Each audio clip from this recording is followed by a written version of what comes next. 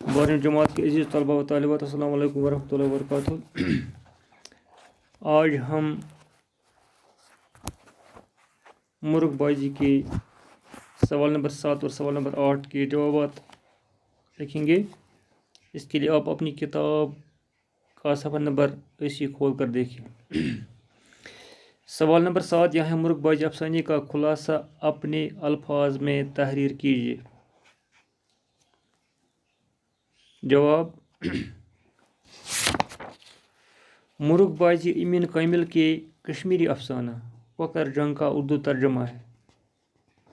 یہ ترجمہ ترنم ریاض نے 1963 میں کیا ہے۔ ایک ہونہار تخلیق کار ہونے کے ساتھ ساتھ آپ ایک تجربہ کار ترجمہ کار بھی ہیں۔ ترنم ریاض نے امین کامل کے کشمیری افسانے کو اس مہارت اور چابک دست سے اردو میں منتقل کیا ہے کہ ترجمے پر اصل کا گمان ہوتا ہے۔ با محاورہ زبان استعمال کر کے اصل افسانے کی تمام نزاکتوں کو پوری طرح منتقل کیا ہے۔ اس افسانے میں دو نسوانی کرداروں کے درمیانی ٹکراؤ اور تضاد کو ظاہر کیا گیا ہے۔ دونوں کردار ایک دوسرے کو نیچا دکھانے کے موقعوں کی تلاش میں رہتے ہیں۔ اس ٹکراؤ نے افسانے میں کئی نزاکتیں پیدا کی ہیں۔ طنز اس افسانے کی بڑی خوبی ہے۔ اصل افسانہ نگار نے کچھ ایسے محاورے استعمال کیے ہیں جو مستورات سے مخصوص ہیں۔ ترجمہ کار نے ان کو پوری طرح اردو میں منتقل کیا ہے۔ کیونکہ غلام خان بازار سے ایک مرغا خرید کر گھر لے آتا ہے، جسے دیکھ کر اس کی بیوی شاہ محال خوشی سے پھولے نہیں سماتی، یعنی حد سے زیادہ خوش ہوتی ہے۔ وہ مرغے کو آنگن میں چھوڑ کر اونچی آواز میں کہتی ہے کہ مجھے اسی قسم کے مرغے کی تلاش تھی۔ دراصل وہ اپنی پڑوسن مریل جانی کو نیچا دکھانے کے لیے تانا دے رہی تھی۔ شاہ محال کے پاس پہلے سے ہی 2 مرغیاں تھیں، لیکن اب وہ مرغیوں کے مقابلے میں مرغے کا زیادہ خیال رکھنے لگے۔ جب مریل جانی نے شاہ محال کے آنگن میں مرغا دیکھا تو وہ اسے مبارکباد دیتی ہے۔ شاہ محال نے اتراتے ہوئے کہا کہ ہم نے اسے 4.5 روپے میں خریدا ہے اور یہ عمدہ نسل کا ہے۔ یعنی یہ کہنا چاہا کہ آپ کا جو مرغا ہے وہ نہ زیادہ قیمتی ہے اور نہ زیادہ عمدہ نسل کا ہے۔ مریل جانی سے شاہ محال کے تانے برداشت نہیں ہوتے ہیں۔ وہ اپنے گھر کے اندر داخل ہو جاتی ہے۔ جب شاہ محال کے پاس اپنی مرغیوں کے لیے کوئی مرغا نہیں تھا تو وہ مریل جانی کے مرغے کو اپنے صحن میں آنے دیتی تھی، لیکن جب وہ اناج چگنے لگتا تھا تو وہ اسے بہت کوستی تھی، جس پر مریل جانی کو غصہ آتا تھا۔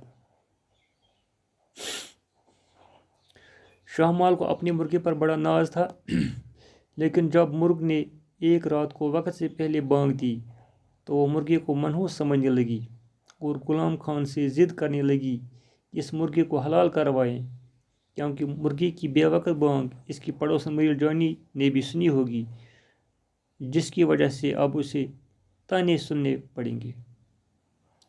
اس طرح مصنف نے یہ کہنا چاہا کہ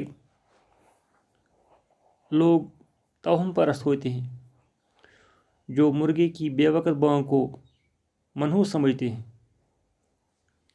یہاں اس کردار نے یہ ثابت کیا کہ شوق سے خریدے ہوئے مرغے کو منحوس سمجھ کر ذبح کرنا ضروری ہے، تاکہ اس کی ہمسائن اس کو تانے نہ دے سکے۔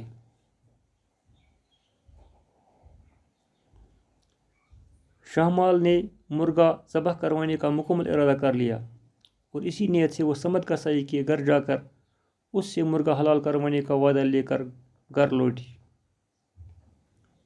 یعنی مجبور ہو کر سمت کسائی کو मुर्गा मारने के लिए शाहमाल वादा करके घर लौटी तो उसने देखा कि उसका मुर्गा मरील जाने के मुर्गे के साथ लड़ रहा है और इसके मुर्गे ने बड़ी दिलेरी के साथ मरील जाने के मुर्गे को ज़ेर कर लिया है। शाहमाल ने देखा कि इसके मुर्गे में जंगजुबाना सलाहियतें मौजूद हैं। वो इस बात को भूल गई कि उसका मुर्गा मनहूस है। उसे अपने मुर्गे पर फख्र होने लगा और उसने मुर्गा ज़बह करवाने का इरादा तर्क कर दिया। दरअसल शाहमाल मरील जानी को अपने मुर्गे के ज़रिए नीचा दिखाने का मकसद रखती थी। जब उसने ये देखा कि उसका मुर्गा मरील जानी के मुर्गे को हराने में कामयाब हो गया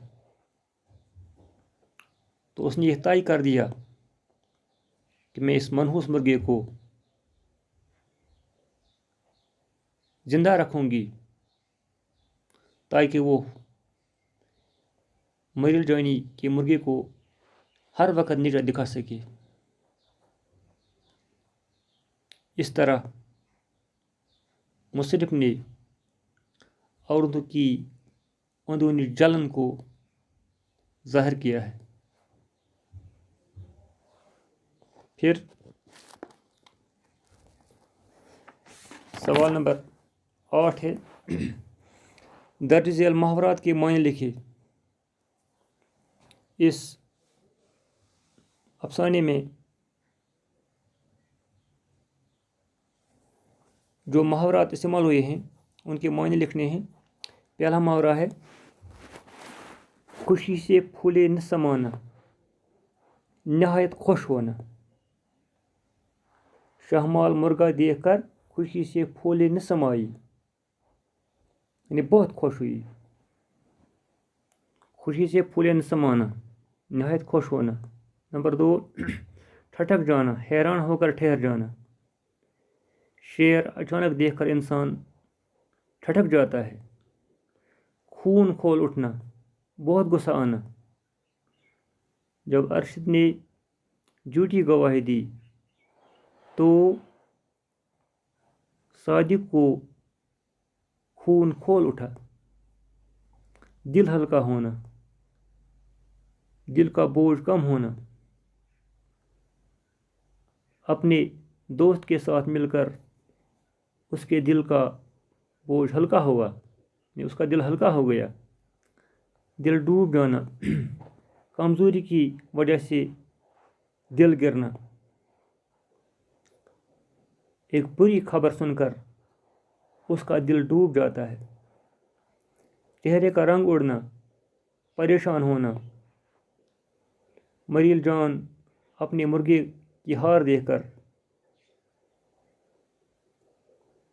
इतनी खौफज़दा हुई कि उसके चेहरे का रंग उड़ना शुरू हुआ। इस तरह इस सबक के सवालात मुकम्मल हुए। बहुत शुक्रिया।